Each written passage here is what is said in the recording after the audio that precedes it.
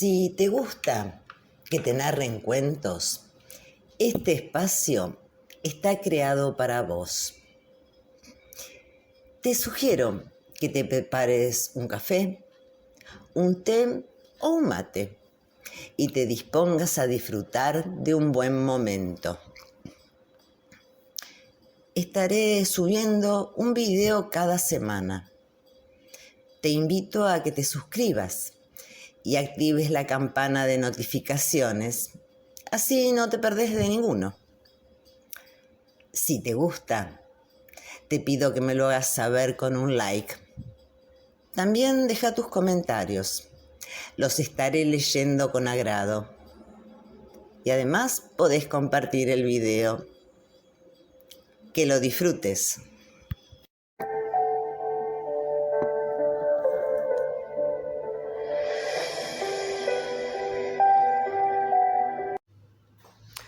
Consuelo se preparaba para meterse a la cama y ver una película.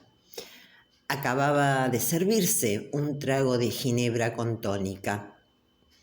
Había tomado una ducha larga y se estaba secando el cabello cuando sonó el teléfono fijo. Esperó a que respondiera el contestador automático. Después del clic, escuchó a Janet pidiéndole que se comunicara con el hotel. Sospechó que en unos minutos timbraría el celular. En efecto, después de un rato, el aparato comenzó a vibrar sobre la mesita de noche. En el buzón de mensajes, su asistente reproducía casi las mismas palabras, aunque al final añadía urgente. Miró la hora. Eran las 10 menos cuarto. Se preguntó qué podía haber pasado. En el hotel sabían que no debían llamarla los fines de semana cuando tomaba descanso, y menos a esas horas. Sin embargo, identificó el nerviosismo en la voz de Janet. Bebió un poco del vaso. Imaginó que la llamada tendría que ver con algún tubo roto, un cuarto inundado, un cortocircuito, o tal vez un robo, algún cliente que se habría escabullido sin pagar. No sería la primera vez. Pero evidentemente se trataba de una verdadera emergencia. Janet no la buscaría de haber sido un accidente menor, y de ser así, lo habría dicho desde el primer mensaje. Dudó si pedir un taxi o salir en el auto. Antes de llamar el taxi, marcó al hotel. Pidió hablar con Janet, quien le contó lo que estaba pasando. El huésped de la suite 2 no contestaba desde hacía horas. Habían golpeado en la puerta durante un rato, pero no obtuvieron respuesta. Consuelo preguntó si no habría salido. Ya habían revisado la grabación del día y no aparecía en la cámara. Además, un señor había estado llamando cada 10 minutos, preguntando si alguien había entrado al cuarto. Decía haberlo llamado al celular y tampoco contestaba. Tenían una cita urgente para ir a comer con alguien. Quiere saber qué es lo que pasa. Consuelo estuvo un momento en silencio. Después preguntó si era el huésped procedente de Bolivia. La respuesta fue afirmativa. Recordó que era un ejecutivo de una compañía de artículos alimenticios. Viajaba con frecuencia a Bogotá, cada 2 o 3 meses, y pedía con antelación siempre la misma suite. Vivía en Santa Cruz de la Sierra. Janet preguntó si llamaba a la policía. Le dijo que no, estaría allí en 10 minutos. En el taxi llamó a Gómez, el médico del hotel. le dejó mensaje pidiéndole que la llamara lo más pronto posible. Consuelo llevaba varios años en el negocio, pero era la primera vez que le tocaba lidiar con un muerto. En teoría conocía el procedimiento a seguir: comunicarse con medicina legal, con la familia, con el consulado. En teoría, todo lo había previsto con una claridad profesional. Pero ahora, seguir la secuencia de todos estos pasos no solo le parecía borroso, sino imposible. Rogó, apretando las manos, que no se tratara de un suicidio o un asesinato. Cuando llegó al hotel, trató de controlar la agitación que encontró. Pidió tranquilidad a todos. No había que inquietar a los huéspedes. Entró a su oficina junto con Janet, que la notificó que el huésped había estado almorzando con un señor, que supuestamente era el que había estado llamando. Luego no se lo volvió a ver. Decidió que era el momento de subir. Trató de mantener la calma. Sin embargo, mientras subía por el ascensor, descubrió que tenía la garganta cerrada y no podía tragar saliva. Janet y Juan la acompañaron. Los tres guardaban silencio. Frente a la puerta, Consuelo le pidió a Juan que golpeara. Vio que lo hacía sin mucho convencimiento. Seguramente sabía como ella que para ese momento era una ceremonia inútil. Igual esperaron unos minutos. Le preguntó a Janet si recordaba el nombre. Marcelo González, le respondió. Quería preguntar algo más sobre el huésped para aplazar la entrada, pero no se le ocurrió nada. Abramos, dijo por fin, con la boca aún más seca. Cuando cruzó el umbral, sin embargo, le invadió un sosiego inmediato. Fue como si dejara un peso al otro lado de la puerta.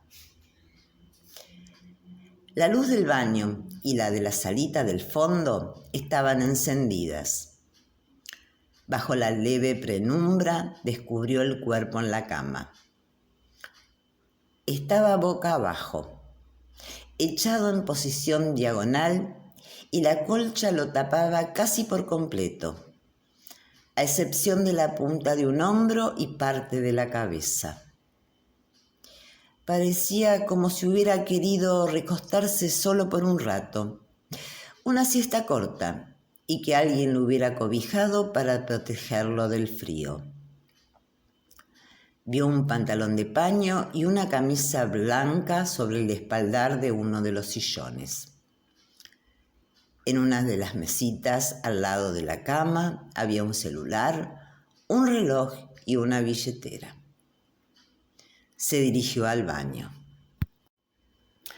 A la salida de la ducha había 2 toallones tirados en el piso. Sobre el mueble del lavamanos, al lado de un cepillo de dientes, encontró otro reloj, de hombre, con malla de cuero negro. Se acercó y lo observó con cuidado. Era un Rolex Cellini. Lo levantó y le dio la vuelta. Lo habían mandado grabar. Para P, decía. Miró hacia atrás. Se dio cuenta de que Janet y Juan esperaban inmóviles en el marco de la puerta, sin decidirse a entrar. Estaba sola en la habitación. Contempló nuevamente el reloj, preguntándose de quién sería. Después volvió a mirar hacia atrás y con el corazón acelerado y consciente de que el impulso era irracional y equivocado, Lo guardó en uno de los bolsillos de la chaqueta.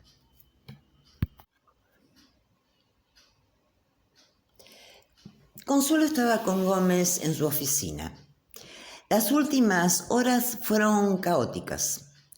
La tensión, la espera, la llamada al dueño del hotel que se encontraba fuera de Bogotá, la llegada del médico forense, las preguntas de la policía, el papeleo, la entrada y salida de extraños, le resecaron aún más la garganta. Eran las 3 de la madrugada pasadas y se acababan de llevar el cuerpo a medicina legal. Le preguntó a Gómez cuántas horas, según el médico forense, llevaba muerto. Entre 9 y 10 horas, contestó. Un infarto fulminante. Y aunque habría que esperar la autopsia, era difícil que los resultados cambiaran. Todo indicaba que se desplomó en la ducha. Tenía un hematoma en un costado de la cabeza. Y no estaba solo en la habitación. Alguien movió el cuerpo y lo acomodó en la cama, mojado. Si bien no fue una muerte violenta, hubo testigos. Luego Gómez le recomendó a Consuelo que fuera a descansar. No podía hacer nada más por el momento. Piense en lo que viene mañana y en la próxima semana, dijo.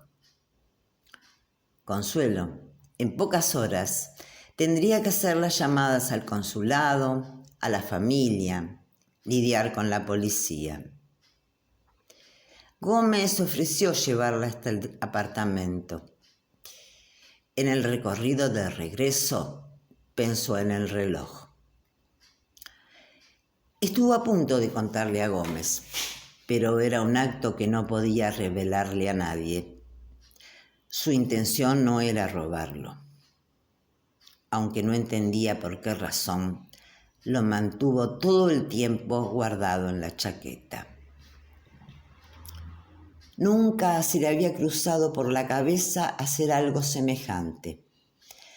Podía desatar un riesgo innecesario para ella y el hotel. Sabía que era costoso, algún tipo de modelo exclusivo y en número limitado. Pero también le resultaba cada vez más claro, tanto por los comentarios y explicaciones de Gómez, como por lo que había visto ella en la habitación, que el reloj pertenecía a quien llevó el cuerpo del baño a la cama. En el afán, lo había dejado ahí sin proponérselo. Como pronosticó Gómez, la semana fue una secuencia de días caóticos y penosos. Un vaivén con intromisiones, preguntas y personajes insospechados que enrarecieron la atmósfera del hotel. Consuelo agradeció por lo menos que se encontraran en temporada baja y que la noticia no se filtrara entre todos los cazadores de sucesos amarillistas. Una fortuna agregada consistió en que el consulado y la compañía de seguros se habían hecho cargo de todo el proceso y papeleo legal para el traslado de los restos. Además, intervinieron para que las autoridades responsables cerraran y archivaran la investigación de manera silenciosa. Las cosas no resultaron tan fáciles cuando tuvo que recibir una tarde, sin previo aviso, a las 3 mujeres que llegaron a Bogotá para acompañar el cuerpo de regreso a Bolivia. Se presentaron como la mamá, una hermana y la esposa. Consuelo había decidido guardar el reloj en un estuche de gafas y desde la mañana del domingo aún permanecía en la caja fuerte de la oficina. Y la presencia de las mujeres le había generado una desconocida impresión de culpabilidad. Así, mientras las tres siguieron en silencio el inventario de las pertenencias, a Consuelo le costó trabajo mirarlas directamente a los ojos y decirles con serenidad que lo sentía mucho. A mitad de semana, un hombre llamó al hotel y pidió hablar con Consuelo. La telefonista identificó la voz. Era el hombre que había estado llamando el sábado preguntando por el señor González. Consuelo, al atenderlo, identificó un acento chileno. Él se presentó como Pedro Sepúlveda. Aunque habló en un tono calmado, sin ninguna alteración en la voz, insistió en la necesidad urgente de conversar personalmente un momento con ella. Sabía que había entrado al cuarto antes de avisar a la policía. No mencionó el reloj, pero para Consuelo fue evidente que no había ningún otro propósito en la llamada. Antes de colgar, como si le subrayara a Consuelo una verdad intocable, dijo que Marcelo había sido una persona maravillosa. Quedaron en encontrarse en un café a un par de cuadras del hotel. Consuelo se adelantó unos minutos a la cita. Escogió una mesa al lado de la ventana, se sentó de frente a la entrada. De esa forma podría ver a cualquiera que cruzara la puerta. A la hora acordada apareció un hombre. Se identificaron de inmediato y él la saludó con una sonrisa y una mano tibia. Consuelo se dio cuenta enseguida que no contaba con ningún preámbulo. No tenía ni se le ocurría nada que decir. En realidad, estaba ahí para escuchar la exposición y los motivos de una historia a la que sin proponérselo entró y modificó radicalmente el desenlace. Se arrepintió de no haber llevado el reloj. Al fijarse con mayor detenimiento, Consuelo descubrió una ligera hinchazón en los párpados del hombre. Siento lo de su amigo, le dijo. Sepúlveda expresó que era una lástima. Era una persona maravillosa. Se habían conocido allí, en Bogotá, en un congreso. Consuelo volvió a sentirse incómoda, como si la invitaran a compartir una transgresión. No pudo evitar imaginarse a Sepúlveda arrastrando y acomodando el cuerpo, húmedo y resbaloso, a lo ancho de la cama. Los ruidos que le saldrían de la boca por la rabia o el posible pánico. La escapada fuera de la habitación, que le hizo olvidar el reloj en el baño, el regalo que le dejaba el muerto. Entonces decidió preguntar de una vez y no prolongar más la conversación. ¿El reloj es suyo? Sí, lo tengo guardado en el hotel. ¿Por qué? No sé, contestó Consuelo, sin dejar que el otro terminara la pregunta. ¿Alguien más lo sabe? No, nadie más. Gracias. Sepúlveda suspiró y Consuelo levantó los hombros. Quería decirle que simplemente agarró el reloj porque también intuyó, desde el fondo de una especie de niebla mental, que por el bien de muchas personas no debía permanecer ahí en ese mueble. Sepúlveda le dijo dónde se alojaba y Consuelo quedó en pasar más tarde, de camino a su casa, y dejarle el reloj en la recepción envuelto en una caja. A modo de despedida, Sepúlveda dijo que volvería al día siguiente a Santiago y dudaba que regresara algún día a Bogotá. 2 semanas más tarde, Consuelo recibió un correo electrónico de Pedro Sepúlveda. Volvía a agradecerle la devolución del reloj. Agregaba el nombre de Marcelo al agradecimiento. Lo leyó y lo borró enseguida. No daría respuestas. El reloj, de Julio Paredes.